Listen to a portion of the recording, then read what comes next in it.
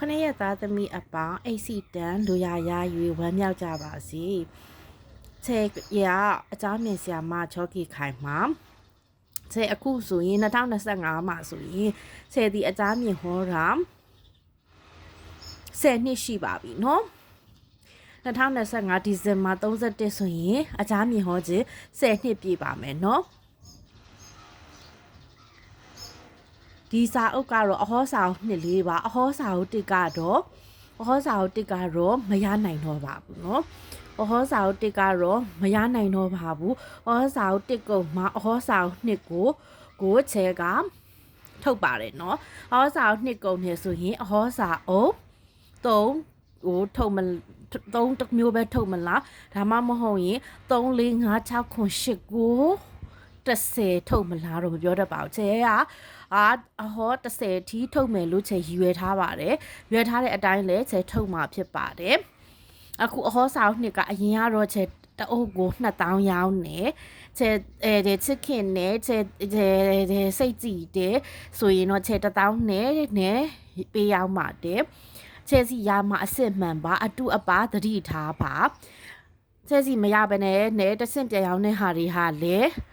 အစစ်မှန်မဟုတ်ပါဘူးเนาะနောက်တစ်ခုကကြတော့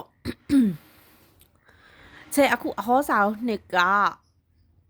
ဈေးနဲ့တက်ခွင့်ပြုပါနော်တိတ်လည်းမကြံတော့ပါဘူးအဟောစာအုပ်3လေးထုတ်ဖို့အတွက်တိတ်မကြံတော့တဲ့အတွက်ကြောင့်အဟောစာအုပ်နှစ်လေးကိုဈေးနဲ့တက်ခွင့်ပြုပါတအုပ်ကို9000နဲ့ရောင်းပါမယ်ဒါပေမဲ့ချဲစိတ်ကြည်တဲ့သဘောသားတဲ့ချစ်ခင်နေဆိုရင်တော့ချဲတအုပ်ကို3000နဲ့ပဲရောင်းပါမယ်3000ထဲတော့ဈေးလျှော့တော့မှာမဟုတ်ပါဘူးเนาะဒီထဲမှာဘာသာလဲဆိုတော့9ရက်သားသမီးတွေရဲ့သွေးအမျိုးအစားအလိုက်အဟောလေးတွေပါတယ်လက္ခဏာပါပါတယ်ဒီနေ့အတွက်ကတော့ဒါလေးပြောချင်တာဖြစ်ပါတယ်နောက်တစ်ခုကကြတော့ချက်ပြောချင်တာကြတော့ဒီ9ရက်သားသမီးတွေအတွက်ချေဟာအကြမ်းမြင်ဟောပေးတယ်အကြမ်းမြင်ဟောပေးတဲ့အခါမှာအဓိကလိုအပ်တာကနေနံမိမိမေးချင်တဲ့မိကွန်းမဲ့လိုအပ်ပါတယ်မိကွန်းတစ်ခုကိုတခါမှမမေးဘူးဆိုရင်ချေစေတနာရှိသလောက်လုပ်ထားပါတယ်မိကွန်းအကုန်ကြတော့တခါမှမမေးဘူးပဲဖြစ်မေးဘူးတဲ့ဖြစ်အကုန်လုံးကြတော့9သိန်းယူပါတယ်အခုချိန်မှာကုန်စည်နှုန်းတွေတက်နေတဲ့အတွက်ကြောင့်ချဲစီမှာမေးရမယ်လို့ချဲမပြောပါဘူးအစင်ပြေမှမေးပါဒါပေမဲ့ချဲတစ်ခုပြောချင်တာတော့ချဲစီမှာမေးခြင်းအဖြစ်တခြားလူတွေနဲ့မတူတဲ့အကြောင်းအရာတွေကတော့ချဲစီမှာမေးခြင်းအဖြစ်ချဲအာမခံပေးတယ်ချဲဓာတ်တွေကိုမှန်တယ်ဆိုတာကိုအာမခံပေးတယ်ချဲအဟောတွေကလည်းမှန်စီရမယ်ချဲရတဲ့ຢာတွေကလည်းစွမ်းစီရမယ်ချဲအဆောင်ရေမွေးတွေကလည်းစွမ်းစီရမယ်ချဲအဆောင်ရုပ်ထုတွေကလည်းစွမ်းစီရမယ်ချဲအဆောင်တာဝါတွေကလည်းစွမ်းစီရမယ်ချဲအဆောင်စက်ပြာတွေကလည်းစွမ်းစီရမယ်ချဲအဆောင်အမွေးတိုင်းတွေကလည်းစွမ်းစီရမယ်ချဲအဆောင်ပဲစီတန်းတွေကလည်းစွမ်းစီရမယ်အဆောင်တ िश ူးတွေကလည်းစွမ်းစီရမယ်အဆောင်ဝက်တ िश ူးတွေကလည်းစွမ်းစီရမယ်အဆောင်ဟန်းကျယ်တွေကလည်းစွမ်းစီရမယ်နော်ချဲပထမဦးဆုံးအကြမ်းမြင်စဖြစ်တုန်းကဆိုရင်ချဲဒီရပြီးတော့အာယုံခံပြီးတော့သူတွေဘာရောင်ဝတ်ထားလဲအစာချဲမှန်းပေးပါတယ်မှန်းတဲ့အတိုင်းလေမှန်ကြပါတယ်မှားတဲ့လူကတော့မရှိသလောက်အောင်ရှားပါတယ်မရှိဘူးလို့တော့ပြောလို့ရပါတယ်เนาะအဲ့ဒါတော့ဟိုးဆက်ဆောင်မှာလုပ်ခဲ့တဲ့ဟာတွေကြောင့်အသေးပွဲလေးတွေဖြစ်တဲ့အတွက်ကြောင့်ချဲဒီဟာလေးတွေကိုတော့ဘာရောင်နေဝတ်ထားလဲဆိုတာချဲမလုပ်တော့ပါဘူးเนาะဒါလေးတွေကချဲ10နှစ်လောက်ရှိပြီဆိုတော့ဒီအသေးပွဲလေးတွေကိုချဲမလုပ်တော့ဘူးဆိုတဲ့သဘောပါเนาะချဲမှာရတရားရှိပါတယ်ရတရားကလုံးဝတော့ချဲနဲ့တခါမှမလုတ်ဘူးဆိုရင်တော့ချဲရတရားကို3သိန်းယူပါတယ်3သိန်းထက်ချဲနည်းအောင်ယူလို့မရပါဘူးเนาะ3သိန်းအနည်းဆုံးပါပဲdiscount ချတဲ့အချိန်မှာဆိုရင်တော့အရန်တန်ပါတယ် discount ချတဲ့အချိန်ဒီမှာဆိုရင်တော့1000ကနန်းတွေပဲရှိပါတယ်1000ကနန်းတွေပဲရှိပါတယ်เนาะ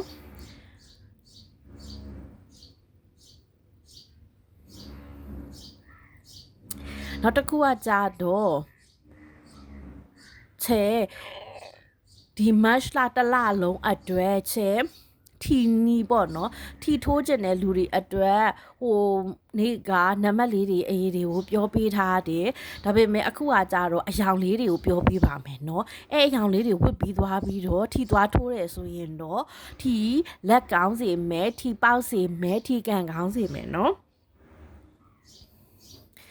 တရင်းကနေသားသမီးများကဒီမတ်လတလလုံးမှာ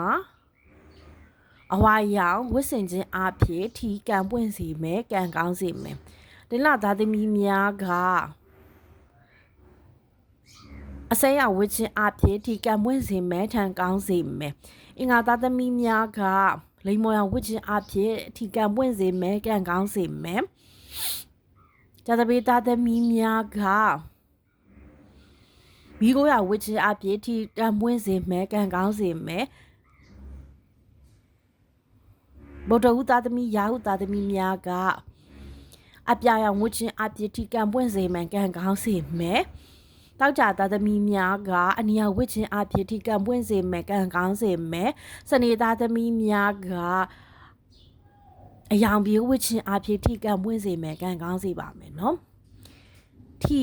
ထိုးမယ်ဆိုရင်တော့ဟိုတခါပြင်ထားတဲ့ဟာလေးတွေရှိပါတယ်เนาะအဲ့ဒါလေးတွေကိုဟိုကျဲပြန်ရှာပြီးတော့ကြည့်ပါเนาะချက်ရဲ့ YouTube ချောကေခိုင် Fortune Teller ကိုလည်းဝင်ကြည့်ပြီးတော့ Like and Share Subscribe လေးလုပ်ပေးပါအောင်เนาะ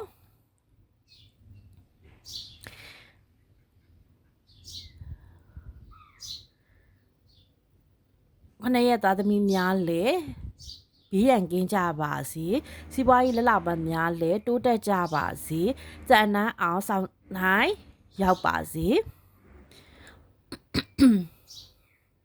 နောက်တစ်ခုချက်လှုပ်ပေးမှာတော့ခုနှစ်ရက်သားသမီးတွေအတွက်ပညာရေးဖြစ်ပါတယ်เนาะပညာရေးမှာတနင်္ဂနွေသားသမီးများဟာဒီမတ်လတလလုံးမှာပညာရေးကံအထူးကောင်းပါတယ်လိလသားသမီးများဟာမတ်လတလလုံးမှာပညာရေးကံအသည့်အတင်ကောင်းပါတယ်အင်္ဂါသားသမီးများဟာဒီမတ်လတလလုံးမှာပညာရေးကံအရန်ကောင်းပါတယ်ဗုဒ္ဓသားသမီးများနဲ့ရာဟုသားသမီးများဟာဒီမတ်လတလလုံးမှာပညာရေးကံညံ့ပါတယ်ဒါတပိသားသမီးများဟာဒီမတ်လတလလုံးပညာရေးကံအသင့်တင်ကောင်းပါတယ်တောက်ကြသမီးများဟာဒီမတ်လတလလုံးမှာပညာရေးကံအထူးညံ့ပါတယ်အနေသားသမီးများဟာဒီမတ်လတရလုံးမှာပညာရေးကံအထူးညံ့ပါတယ်နော်ပညာရေးကံအတွက်ရတရားတွေလိုချင်နေဆိုရင်တော့အနည်းဆုံး3သိန်းနဲ့ရတရားတွေကိုယူနိုင်ပါတယ်အဆောင်ရည်မွေးလည်းရှိပါတယ်အဆောင်ရုပ်တုက6လစာ1နှစ်စာ3နှစ်စာ6နှစ်စာတသက်တာဆိုရှိပါတယ်နော်အခုပညာရေးလည်းပြောပြီးသွားပြီထီပွင့်ထီပေါက်ဖို့အတွက်အယောင်လေးတွေလည်းပြောပြီးသွားပြီဆိုတော့ဒီနေ့ဆက်ပြောမှာတော့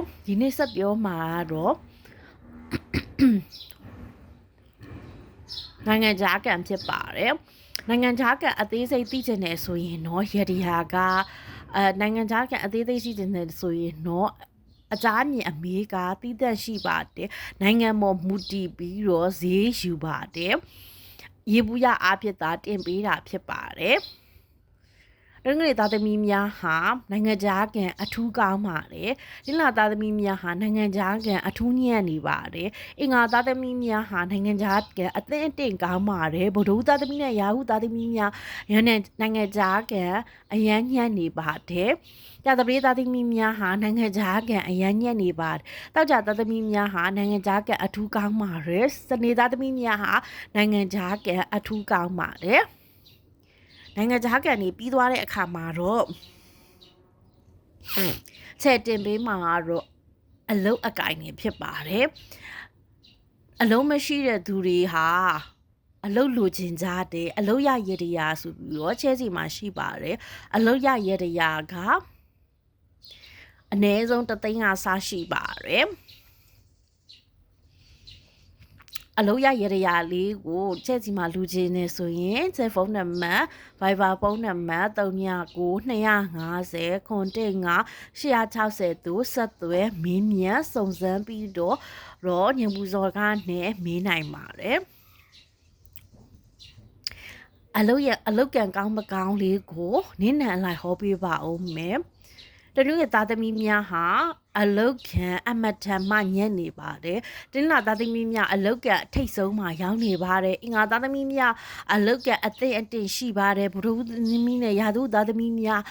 အလုတ်ကန်အသင့်အတင့်ရှိပါတယ်ယာသမီးများဟာအလုတ်ကန်ထိတ်ဆုံးမှရောက်နေပါတယ်အမတမကောင်းပါတယ်တောက်ကြသားသမီးများဟာအလုတ်ကန်အောက်ဆုံးမှရောက်နေပါတယ်အမတမညံ့ပါတယ်စနေသားသမီးများဟာအလုတ်ကန်အောက်ဆုံးရောက်နေပါတယ်အမတမညံ့ပါတယ်နော်ဒါဆိုရင်အလုတ်ကလည်းပြီးသွားပြီဆိုတော့ခြေဆက်ဟောမှာတော့ငွေရေးကြေးရေးပေါ့နော်ငွေဝင်မဲ့ဟာတွေကိုပြောပြပါမယ်နော်100% ဆိုရင်နော်ငွေအများကြီးဝင်မယ်လို့ပြောပါတယ်။ percentage ရော့သွားရင်နော်တဖြည်းဖြည်းနဲ့နှဲသွားမယ်လို့ဆိုလိုချင်ပါတယ်နော်။ကဲတနုနေသားသမီးများဟာငွေ90% ဝင်ပါမယ်တနင်္လာသားသမီးများဟာငွေ100% ဝင်ပါမယ်အင်္ဂါသားသမီးများဟာငွေ50% ဝင်ပါမယ်ဗုဒ္ဓဦးသားသမီးများငွေ60% ဝင်ပါမယ်ဒီမှာဗုဒ္ဓဦးနဲ့ယာဟုကမတူတဲ့အတွက်ကြောင့်ဗုဒ္ဓဦးတသက်ပြောမယ်ယာဟုကိုတသက်ပြောပါမယ်နော်ယာဟုသားသမီးများဟာငွေ70% ဝင်ပါမယ်။တာသမီးသားသမီးများငွေ20% ဝင်ပါမယ်။တောက်ကြသားသမီးများငွေ70% ဝင်ပါမယ်။စနေသားသမီးများငွေ80% ဝင်ပါမယ်နော်။ဒါဆိုရင်ငွေရတဲ့ဟာလေးလေးလည်းခြေဟောပြီးသွားပါပြီနော်။ဒီတစ်ခါဆိုရင်တော့ကျမ်းမာရေးအရာဟောပေးပါမယ်။ကျမ်းမာရေးနဲ့ပတ်သက်ပြီးတော့တနင်္ဂနွေသားသမီးများဟာအနာဟောင်းယောဂဟောင်းပြန်ပေါ်လာတတ်ပါတယ်တနင်္လာသားသမီးများဟာခါနာခြင်းဒူးနာခြင်းထိတိုက်ခံရများရတတ်ပါတယ်အင်္ဂါသားသမီးများဟာ